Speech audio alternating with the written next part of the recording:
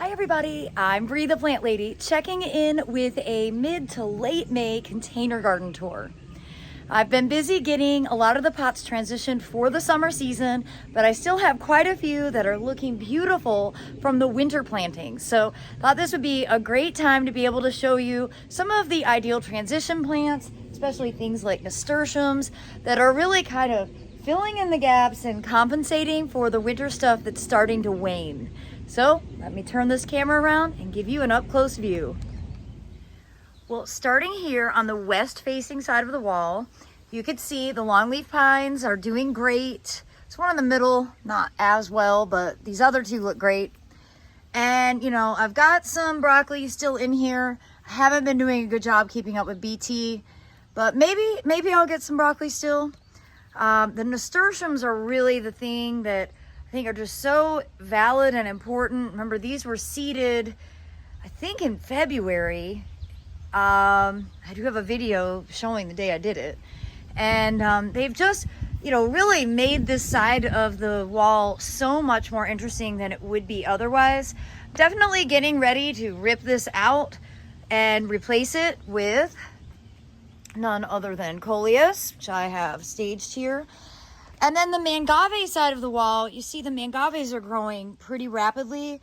I've decided that I need to go ahead and pull these apart and divide them.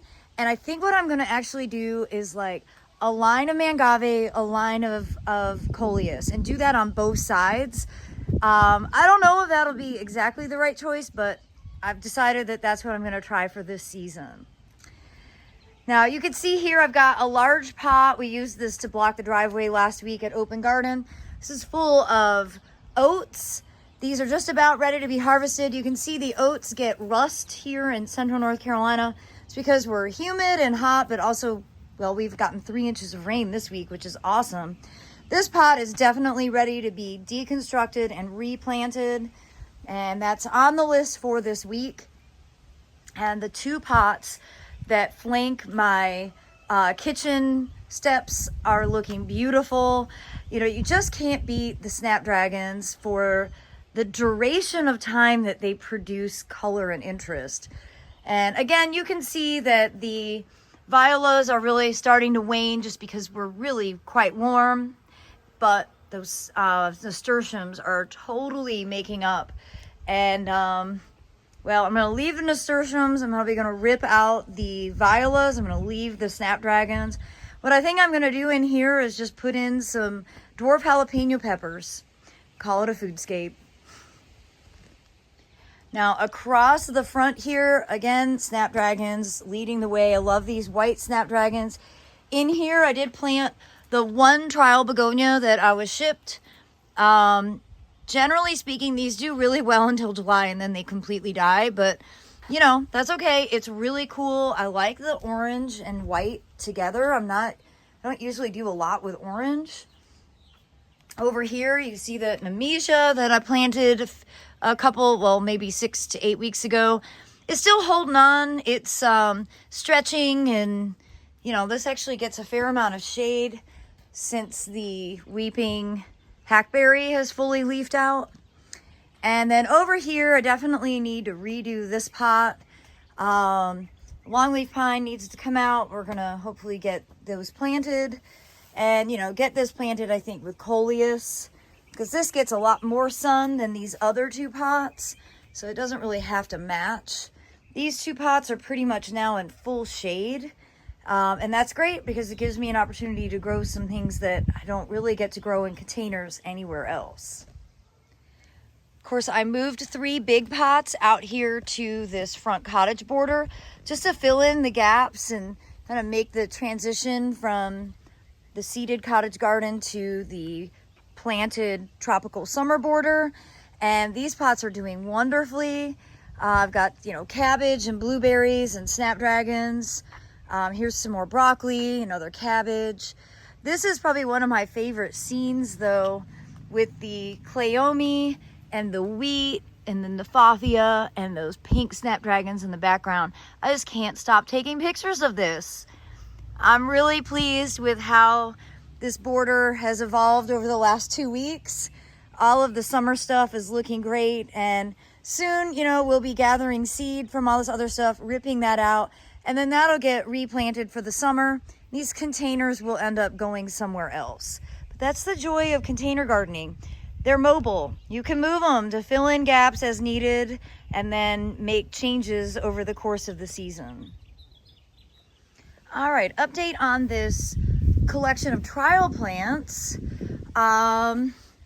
This is sort of coming back, but it doesn't look as good. The sage that was here completely died. This one looks like it's on its way out. Sage really doesn't do very well in North Carolina.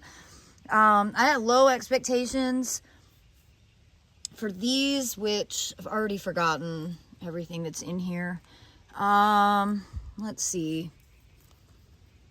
Okay, this is Centuria Silver Swirl. This one looks good at least. Salvia Silver Scent. So the one in the middle looks fine. I think this one will probably be dead by next week. And then this Echinacea Double Scoop Watermelon Deluxe. This one looks terrible. And this one looks okay. So I don't know. Maybe there's a soil issue.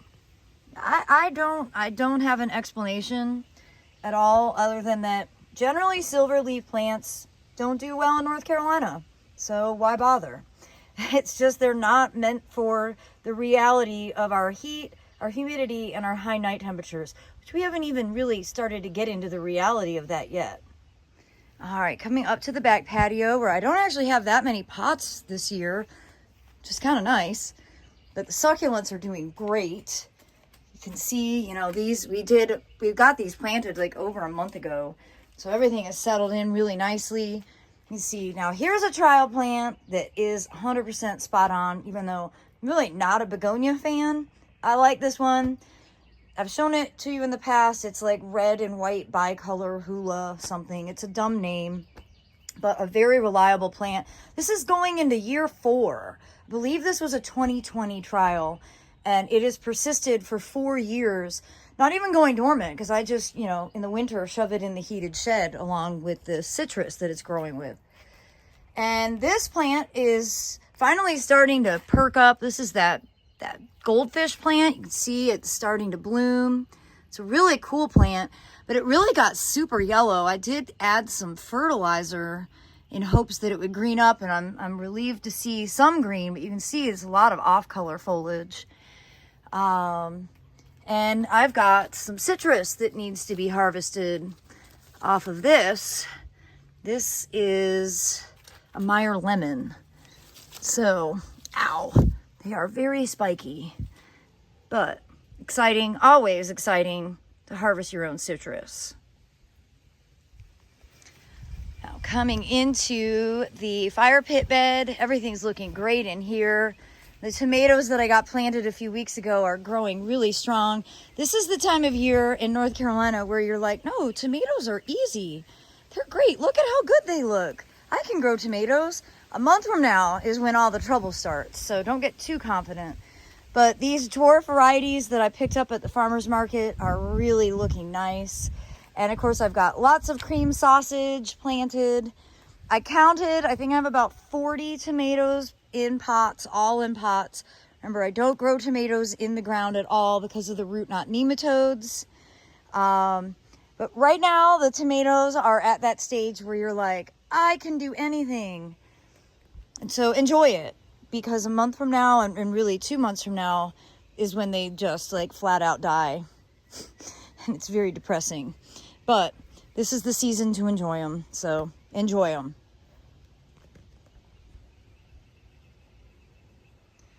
And just to give you a peek on these spring season broccolis and stuff, this is where it gets to be really challenging, because it's so hard to keep up with the BT, especially when we're getting, you know, somewhat of a regular rain cycle, which is very much appreciated. I'm not sure that these broccolis are going to end up making all my dreams come true. And, you know, some years I get a really good spring broccoli crop, and other years I don't. This is kind of looking like it might be one of those years where I don't see any heads forming. That we have a pretty good mild forecast.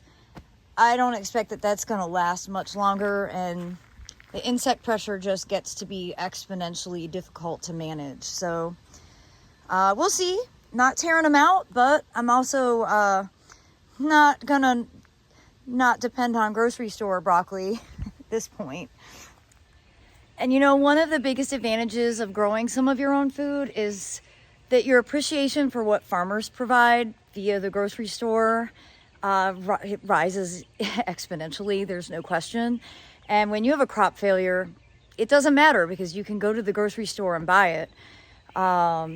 You know, I think that's probably why I really try to encourage so many people to grow at least something that they eat, so that when you walk into that store, you aren't just like fully taking advantage of the fact that farmers are out there working tirelessly to feed our population. And of course, one of my more successful crops in the past, at least, and maybe looking like it this year, are potatoes. If you've ever been in one of my Foodscape Revolution talks, I usually, you know, give the potato or the French fry story, this was Aiden's first crop that he ever grew, and it's really had a lasting, meaningful impact on him. And, you know, this year we're doing them primarily in pots just because harvesting is so much easier. They're not ready to be harvested yet, but they're growing really strong all along this west-facing deck here at the Airbnb. I'm pretty pleased with how everything's doing, and I'm also really pleased with these trial squash and zucchini plants, which, you know, we planted on April 8th. It was the eclipse day. And I've got some nice little yellow squashes coming along, which will definitely be dinner soon. I'm very, very much looking forward to that.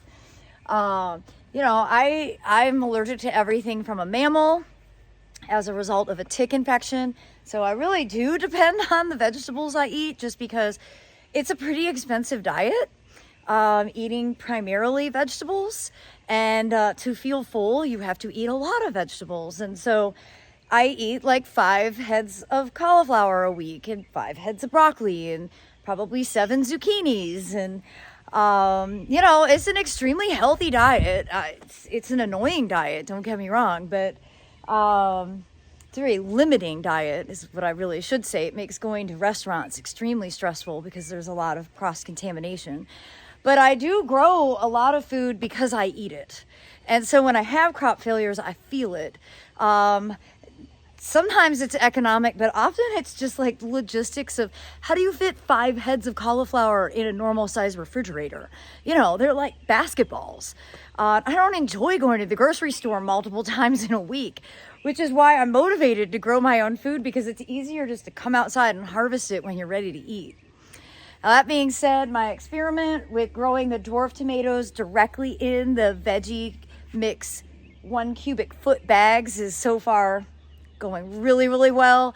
This is one of my favorite ways to grow tomatoes, and you know, it's simple, it's a bit lazy, but it is so effective. And for people with limited resources, and maybe, you know, you only have a balcony or something, this is a really good solution for being able to successfully grow really any summer vegetable, because you could easily do this with a zucchini seed or a squash seed or okra or a cucumber. The bottom line is this soil is the greatest thing that you could possibly grow in. And you know what? If you don't want to take it out of the bag, you don't have to. Just poke holes in the bottom and grow directly in it. This is my at least 4th year using this method. And in the last 4 years, these have always been my most successful tomato harvests. Well, I moved these trial tomatoes to a bit more sun. They've been growing and growing and growing. That's the problem with indeterminate tomatoes. You really have to have some serious caging. So this is Unicorn Red, which is obviously a little cherry tomato. And it's setting fruit, nothing ripe yet, but you know, if it's already this tall in May, I think that's gonna be a problem long term. These other tomatoes, I'm hoping don't grow quite as large. So far, so good, but again, it's only mid-May, and they're already kind of filling out the tomato cage. I always laugh because tomato cages are really stupid. At least here in North Carolina, they work for peppers and eggplants, but you need something significantly bigger for growing tomatoes. But we will see how they do. That's the point of trial tomatoes. I think they're certainly going to appreciate having more exposure here than where I originally had them, which was along this deck, but over under that crepe myrtle where they were just getting way too much shade.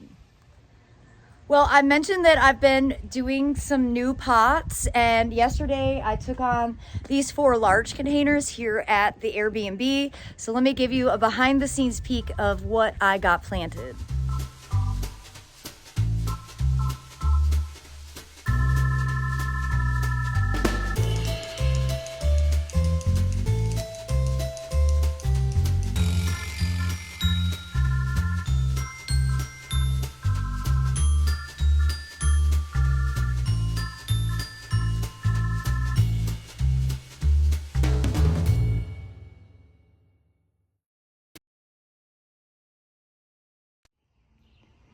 All right, it's not the most impressive container that I've ever planted, but I think it will grow out to be really nice. So I'm glad I left the snapdragons. Just kind of cut them back for the season. I've added a coleus, a Patio jalapeno, which is a cute little dwarf jalapeno variety, not appropriate for in the ground. It gets swallowed up by all the other plants. I did put in a Cherokee purple tomato, which of course will get enormous, hence the tomato cage. And then this lantana, which is from Proven Winners. It is Luscious Royale Red Zone. So the other plants that I have include 2 trial Diplodenia. So this is White Halo. I have some more tomatoes. I think this is actually Lemon Boy. I have another one of these Patio compact jalapeno peppers. You can see they're already fruiting.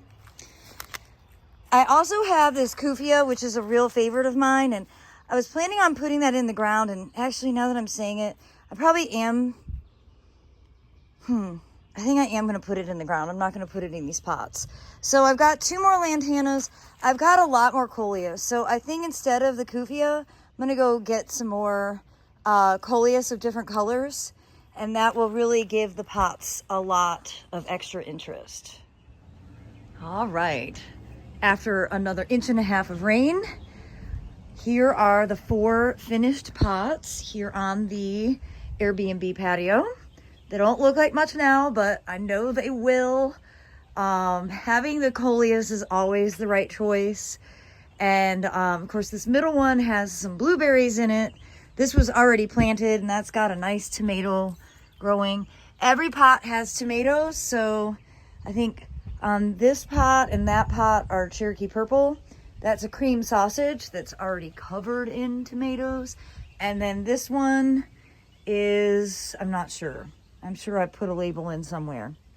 Now, I didn't have the heart to disturb the tall, narrow pots. They just still look so good. And these are a mix of, obviously, snapdragons, oregano, just doing really well, and violas. And so for now, I'm just going to leave these here with this turquoise chair, which is a nice backdrop.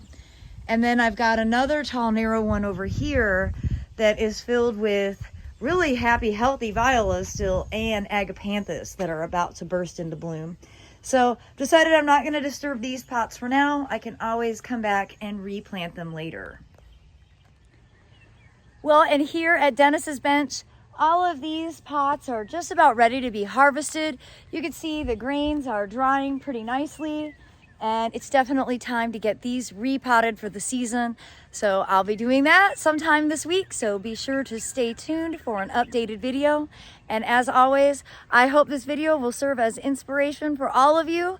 Container gardening is one of the greatest joys that you can take on. And well, you can grow anything you want in a container. It's just up to you to keep it watered. Well, thanks so much for watching, everybody, and happy planting.